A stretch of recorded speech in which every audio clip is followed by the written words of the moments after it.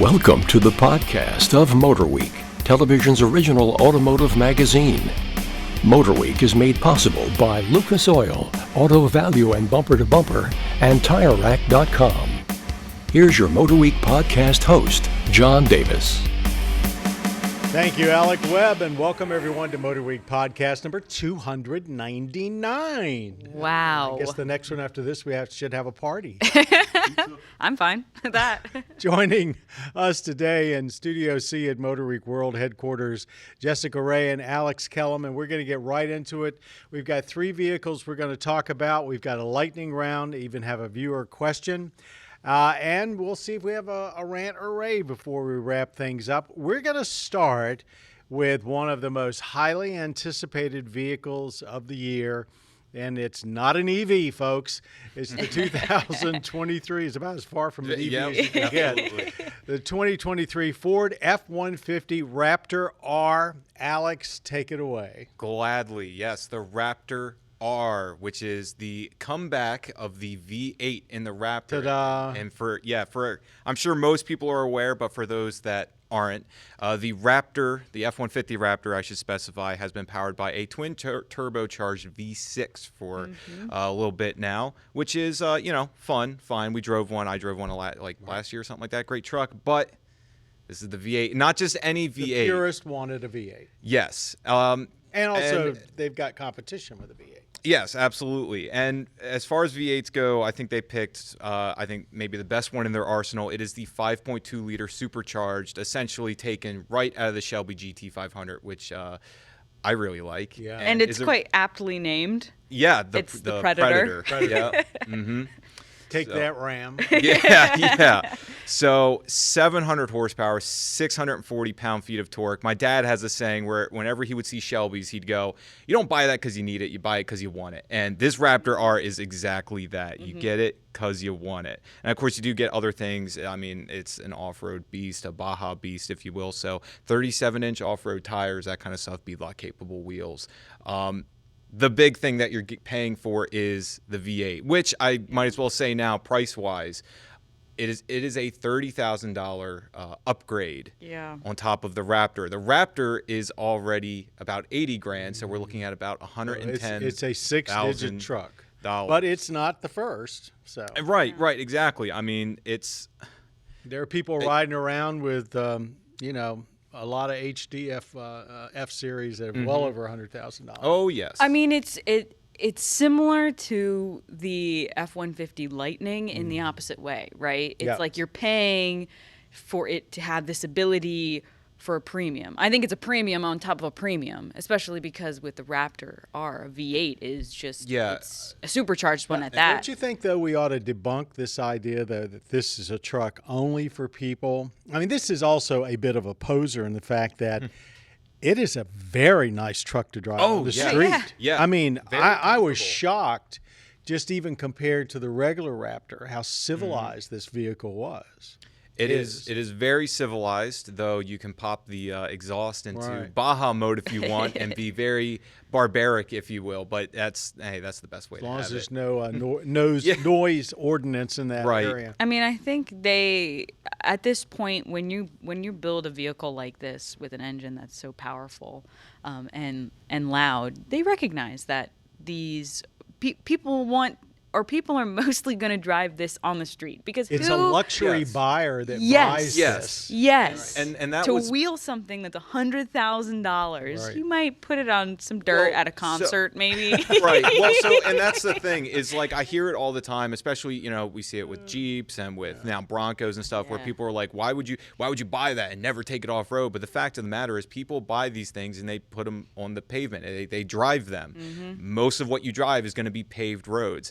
At the end of the day, like I don't care how people spend their money. If you buy the Raptor R and it's a pavement princess, good for you. I think you should take it off road. Like if you buy a GT, find out what it can do. Yeah, if you buy a GT Mustang, I get it. You daily drive it. I daily drive one. Whatever. You buy a GT 500. I'm not going to tell you have to take it to the drag strip, but that car beckons for it. It wants that. And it's an apt comparison to the Raptor R, especially because the same engine, the 5.2. If you buy the Raptor, you should take it off-road, but if you don't, I get it. You buy the Raptor R, same deal, but you really should. What you really should do is find an off-road school, show up yeah. with it, let them show you what it is capable Yeah. of. Yes. Even if you never do it again, Yeah, you yeah. will come away feeling like $1 million. The fact Oh, yeah. that you spent That- $100,000. That $30,000 extra, you won't even think about it. Yeah. Your grin Yeah. will be too big. Yeah, it's very, very impressive vehicle. I also think it's very impressive to see Ford, and you brought it up, Jessica. You know, they're one end of the F Series lineup. They're doing the Lightning full EV, and at the other end, they're doing probably the best performance truck that's ever rolled out of a factory. Yeah. And I guess the only other thing, I try and find like little weird things to talk about with it. So the MPG, believe it or not, is not that great, but that's okay. Crazy. It's 10 city, 15 highway, 12 combined. And your engine, so you will be spending a little bit on gas, but honestly, if you have the money for this, you probably won't care. You know what? You'll also be spending a lot of money on oil, 11.5 quarts of 5W50. Would you put that on your list as one of the future collectibles?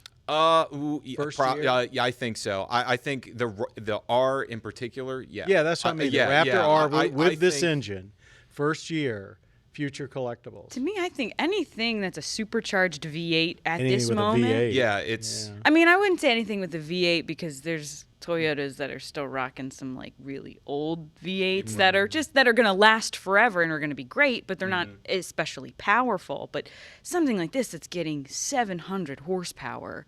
And it's a unique vehicle that Oh, they yeah. probably They aren't going to build too many. Exactly. Yeah, That's where I was going. I think a supercharged V8. There's an old saying that that when you look at the rarity, you look at for a collectible, you look beyond the obvious. It's got to be rare. That's almost a given, and it's got to sell well. There's a lot of rare cars that didn't sell well, and they haven't become really particularly strong collectibles. But I think this one, the Raptor R, will be. well, it's like the Escalade V. I mean, I think it's Yeah. the same, Supercharged in that V8, same you know, vein, it's- absolutely. You know, Yeah. here's Cadillac going all electric, and what are they doing is their swan song. Yeah. I'm here for it. Yeah, me too. Probably what this Raptor R is. Well, too. I let's didn't be want to bring it honest. up, but See, you never know. You never know. I'm sure there are smart people inside Ford looking at what ifs, 3 and 4 and 5 years from now. Speaking of what ifs, we've been waiting for Mazda to get serious about a larger SUV for quite some time, and they have done that with the CX-90.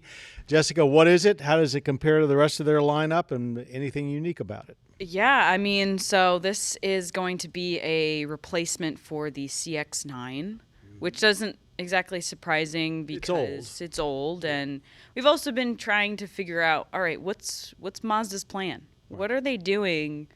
Where do they see themselves in 10 years? Because they clearly still want to build cars, and people like their cars. They like the way they drive. And so, yeah. And they've been a real laggard when it comes to electrification. Yes, absolutely. And I think this is kind of showing us a bit the steps in the direction that they're going to be taking. So the CX-90 is a 3-row SUV. Like I said, it's going to replace the CX-9.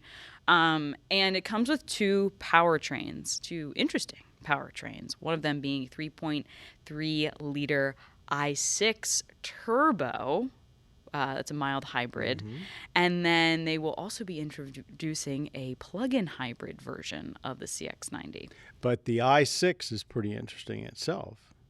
Did you say it was an i6? Yes, it's yes. I Yes, mean, the inline very 6. fact Yeah, absolutely. We are seeing this resurgence of Yes. inline 6-cylinder engines. But go ahead. I mean, I think it's great because, so often we see vehicles of this size rocking just a turbo 4. Correct. And I think that worries a lot of people. I understand why manufacturers other things. do it, but these are heavy vehicles, and oftentimes they're hauling people and things, especially as they get up in size to 3 rows.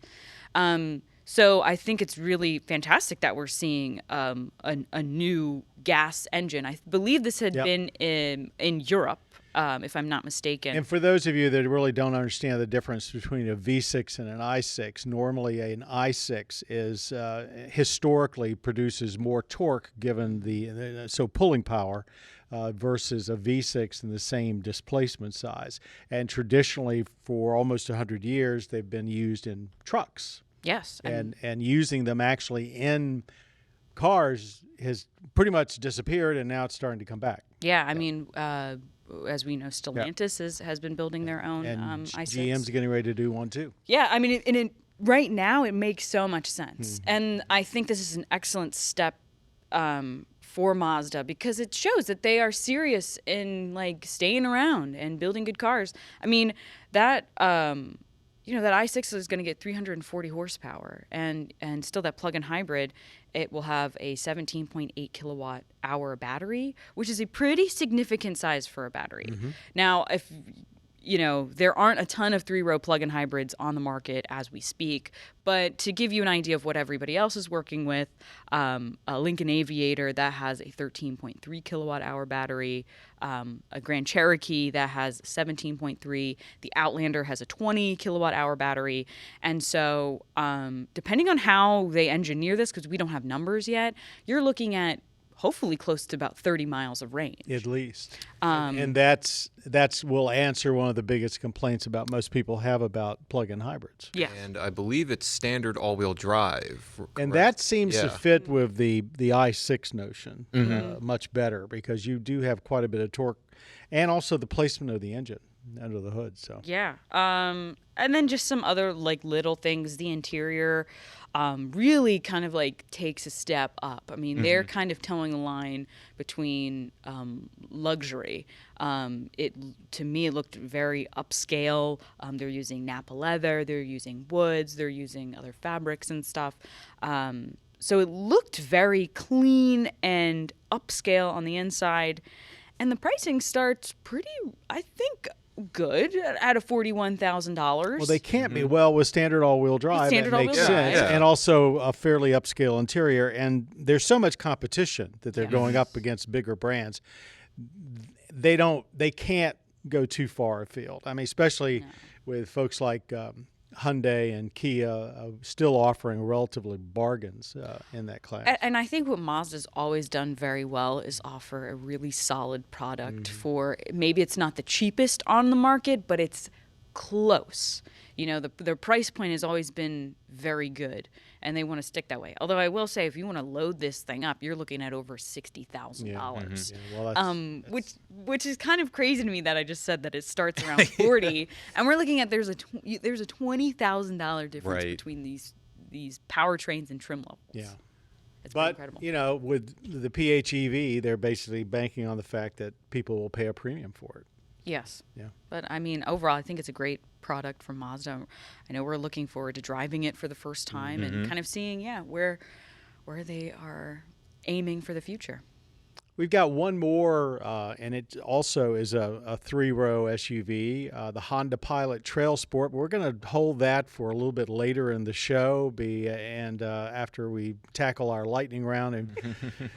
And our lightning round is very interesting. This is one where we give everybody a chance to really weigh in on some trending automotive topic, and this is a topic that has bothered me for a long time, that finally we might be seeing some resolution. The Biden administration recently announced that the new standards that they want to evoke for EVs and EV ownership includes making sure that EV chargers are working, because a lot of people, up to 40% of the people, are reporting on polls that they try to use public chargers that aren't working, that they have consistent plug types. We have a big disconnect in this country, especially between Tesla and everybody else, and that power levels are consistent. The chargers are easy to find, have a single method of payment, and are compatible with future capabilities, some already here in the case, again, like Tesla of plug and charge. What do you think about the federal government weighing in with standards like this that basically they have not had before? Do you think it's a good thing, bad thing? What do you think? Alex, I mean, any I think at its foundation, if you're going to start putting rules and regulations in place saying we need X amount of electric vehicles or plug-ins or et cetera on the road and stuff, you also need to support them. And I mean, I don't know. It feels very cut and dry that if EVs are going to be more prolific, if you're going to see more and more of them on the road, which that's where we're trending, you have to be able to support them. You have to be able to provide chargers, and not just chargers, but chargers that work, that people can actually use and pay for, and etc. Increasingly, we hear that the biggest stumbling block for adoption by the average consumer is where to charge it and efficiently. Yeah, absolutely. I mean, I would say that if you asked any traditional OEM what the most valuable part of Tesla is, they would tell you it's their supercharger network. Which everybody made fun of. Yeah, I mean, and it's not just that the chargers are plentiful, because there are numbers of them in major metropolitan Right. areas, but also in At the vacation surrounding spots. areas. Yes, Yeah. in places that make sense, but also their reliability. Yeah. However they've built these superchargers is apparently the way to do it, because so many times people are having issues with Electrify America, EVgo, ChargePoint, all of these other I don't know if you want to call them startups, but companies that have kind of come into this industry, and it just has not worked. And just like anything, it's in its infancy, but having standards from the federal government for something like this hopefully will be able to aim everything in a way where we can focus more on reliability, and on plug types, making sure that like every aspect of charging is just as easy as going to a gas station and filling up your That's the whole point, isn't it? That's the goal. That's the end goal. And for sure. and you were pointing out before we started, the Europeans are way ahead of us on this. They basically have mandated a single style plug for a long time. Yeah, Which I think should have happened here 5 years ago. Right. Like in Europe, anybody can go to a Tesla supercharger and charge their vehicle. Now, part of these new standards is the fact that Tesla now does have to open up a portion of their superchargers to the public. And so actually, as we speak, there are superchargers that you can go to that support the CCS? Don't ask me. One of them. Sorry, I can't get my acronym correct. It's one the of those. nomenclature for plugs is stupefying. But in California and in New York, there are some superchargers that now support it, which I think is a very good thing. Yeah, I mean, it's for a long time we've seen Tesla owners being able to use other, non-Tesla chargers with an adapter. Yes. But you couldn't do the reverse. If you had a non-Tesla, you couldn't use their superchargers. You could use their level 2 chargers, what they call their not vacation chargers, the one destination chargers at hotels and restaurants. So I think this will. I don't remember the statistics, but it will almost double the availability of chargers overnight to the average EV owner once all of Tesla opens up. That's so crazy to me Yeah. because, I mean, granted, Tesla has had a head start on all of this, and they were brilliant to start their own supercharger network and to keep it supported and keep it growing over the past decade or so. But yeah, that's an incredible statistic. It is. I'm almost amazed, though, that we still have companies like Rivian and I think even Volvo keep talking about doing their own chargers. It's like, why do you want to spend the money to start from scratch? Figure out a way to buy in some of these existing companies and let's just get on with it. But, Yeah, to me, it makes sense that that the automakers would support these larger, like Ford and Yeah. GM and Yes. Volkswagen have done. Yeah, I mean, yeah, it doesn't make sense for them to put all their eggs in that basket. We have a viewer tweet from Paul. Let's take a look at that. When do you think supply will be in sync with demand? We're talking about overall vehicle sales. I recently passed a Toyota dealership that used to have hundreds of cars in the lot, and now they're empty. Let me just preface this, Paul, with saying that at the beginning of the pandemic, when there was a chip shortage and everything else developing, Toyota actually had a huge stockpile of they did. parts, and they actually supplied more vehicles faster than anybody else was able to. And now on the back end, they're the ones that have been running dry. Because if you look at Hyundai dealerships, Ford dealerships, Jeep. General Motors, Jeep, they've got quite a few cars. Now, the statistics I've seen is we're still well short of the 300,000+ new vehicles sitting on lots that we had before the pandemic. But we're a long way from the 50,000 at the height of the pandemic, somewhere in between there, probably around 200,000. So it is coming back. How long is it going to take? My guess is at least another year. I mean, I feel like And actually, the manufacturers don't want it to go back to that volume. no. I mean, I feel like when we first started talking about this during the worst of the times in 2020, we thought that 2023, that'll be the year. Oh, yeah. Yeah. And now here we are in 2023. And 2024 will be you know, the year. I have a car on order that I don't know that I'll even get this year. Yeah. You know, so Toyota, and like you said, specifically to Toyotas are really, really hard to get right now. I think probably more so than most vehicles. And it's the reason that Tesla, I think it's the Model 3, now outsells the Toyota Camry in California. I believe it. Yeah.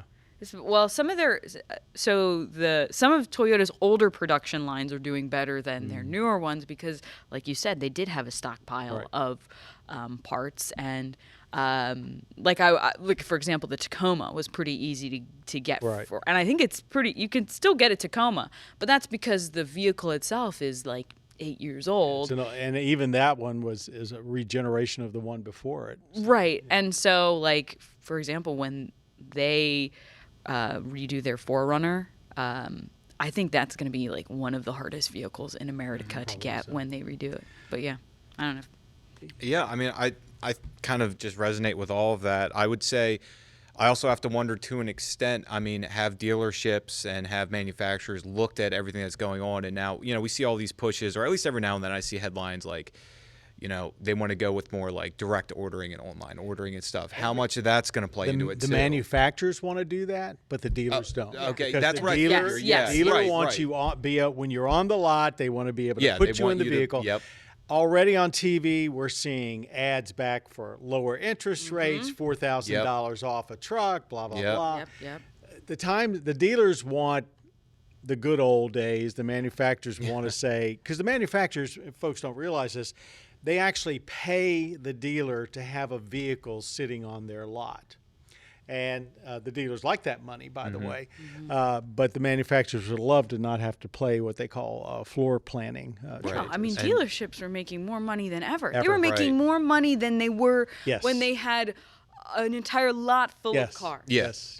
And that's insane. And of course, the manufacturer isn't making any more money because they're still selling their cars for this percentage. Yeah. Their overhead is huge. Yeah. All I know is I went to my local Ford dealership recently, as one does, and they had, believe it or not, like 7 or 8 Broncos just sitting there, and I'm like, nature is healing. Yeah, a little bit. They are. Yeah, a little bit. I just got off of, get there. came back from the port of Baltimore, which is a huge import port for automobiles. The lots are full. A lot of vehicles sitting there waiting to go to the dealers. Okay, we've got one more vehicle, as I said, we wanted to talk about before we wrap up this podcast, number 299, the 2023 Honda Pilot Trail Sport. Alex, take the lead on this one. I certainly shall. So, the new Honda Pilot, first and foremost, is being touted as the largest and most powerful yet. There is a little bit of an asterisk next to that because it's not really a huge bump in horsepower or 5. power. Yeah, and it's also not a huge bump in size. I think approximating about 3 inches or so, 2 to 3 inches. Still, they technically did not lie, and that's okay because I'll just start it off by saying I like the new Pilot. And the Trail Sport in particular, I can dig it. So the new Pilot has kind of like a more rugged and like chiseled aesthetic, and I think that the Trail Sport kind of lends itself well to that. It's powered by a 3.5 liter V6. Again, more powerful than before. The Trail Sport does have all-wheel drive, of course, as you would figure something with the Trail Sport. And I actually had a chance to kind of test that, doing a little bit of off-roading. It does about what you would expect. It's like a weekend warrior kind of thing, Yeah. right? Like it's not Raptor R levels of off-roading prowess, Right. but it's certainly I think Yeah, it has not bad. a new all-wheel drive system. Yes, yeah. So if you get it, you get the latest iteration of, and this is terrible, but I forget what Honda calls their all-wheel drive. But It starts with it's like an I Active or no, that's a Mazda thing. iVTM or something like that.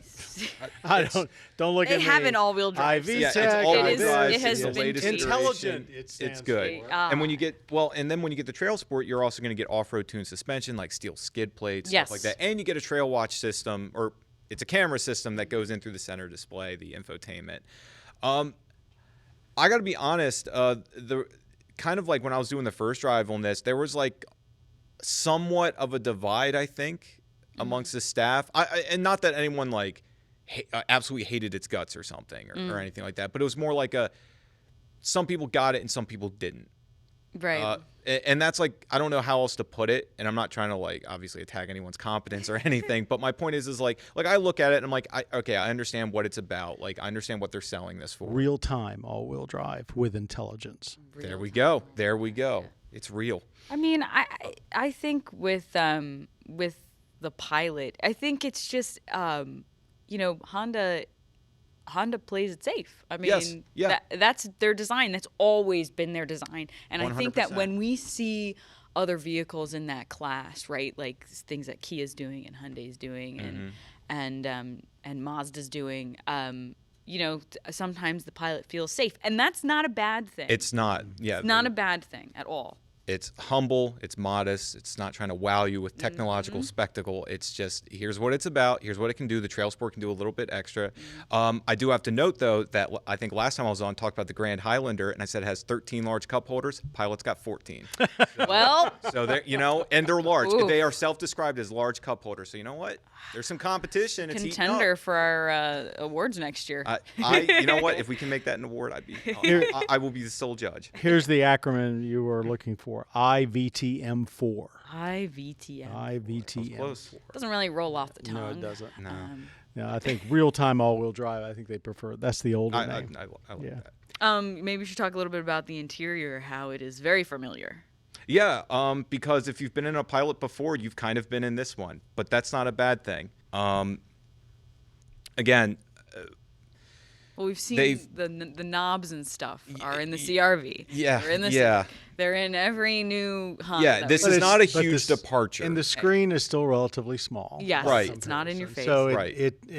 but Honda is always basically a step behind the competition in those aspects. But again, it doesn't plays seem to it- matter to their owners. plays it safe, and I have to give them credit with the cargo volume because again, playing into the whole like this is the largest one. It's let me double check. Yep, 114 cubic feet Which is behind the quite first big. row, Yeah. and That is very big. Behind the third row, it's 22.5, and I mean, I kind of played around with it a bit during my first drive. I like got in the third row and everything, kind of just messed about and. Thought it was fine. But see, you know, that's where but- Honda has always excelled in interior packaging versus exterior Mm-hmm. size. So it's not surprising to me. And it's a very traditional shaped vehicle. Yeah, it's No not, swoopy roof line just for the sake of styling. Yeah. It's not, nothing about it is flashy or like over the top. But I think Jessica described it the best. It's safe, you know. And it's got a humble. great It's- powertrain. I mean, people Yeah. just want a Honda. They want a car Yeah. that'll get from A to B, that's reliable. And I will say one of the cooler features on it is the fact that it has this optional removable second row middle seat Oh, that you can yeah. take it out and that store it. is a Honda thing they've had for a very long Yeah. time. And actually, got I it. will tell you that when we got one in here at work, it didn't have that. And didn't. I was Jessica so was bummed. very upset about it. I wanted Because to show you all. It's one of the coolest features of the vehicle. Yeah, especially, people want captain's chairs, Right. but then they're like, oh, if I don't have captain's chairs, then I Right. don't have a bench. And then this I can't 8-seater carry that third is not an person. 8-seater, Right. it's a 7-seater. So, yeah. Very good lineup of vehicles. Thank you, one and all. Before we wrap up, any rants or raves this time? It's only three. Do you have any? I have about a rave. go ahead. I have a rave. She and has it's, a and rave. it's That's a good related thing. to a previous rant that I had. Oh. Well, Are you you weren't on that. retracting? You weren't on that one. No, not exactly. I still. It was my headlights Right. one, and I was in. No, I remember that. Now I I drive an older car, so to turn my headlights on, I have to turn it flip the on, switch. and then it yells at me when I turn the car off, and I haven't turned off my lights. Now, I don't really fiddle with the lights all that much when I'm in some of our test cars, but I did recently because I was in the Outlander plug-in hybrid. And it was like 4:30, it was kind of getting dark, and I saw that neither my daytime running lights or maybe the daytimes were on, but my headlights were definitely not on. So I just hit the button that turned on the headlights. And then I forgot about it. And then I drove the car for 4 days because I had it for a long weekend, and I realized that, when I turn off the car, it just turns off the headlights. But then when I turn on the car, it just automatically keeps the headlights on. Like it just saves it. It doesn't like revert to auto. Right. And I thought that's the solution to Have me. them turn off. Do you realize Let it how automatically you probably don't realize how long that's been coming? There were decades when, and I apologize to whoever had it, one of the major manufacturers had a feature that basically would turn off your headlights if you let them on after like 5 minutes to keep from draining the battery. And other manufacturers did not. And this was before auto headlights. Sure. So you had all these vehicles with rundown batteries because people had forgotten to turn off the headlights, except done. this one manufacturer. And I actually forgotten, I think it was GM that had that feature and Ford didn't and Chrysler didn't.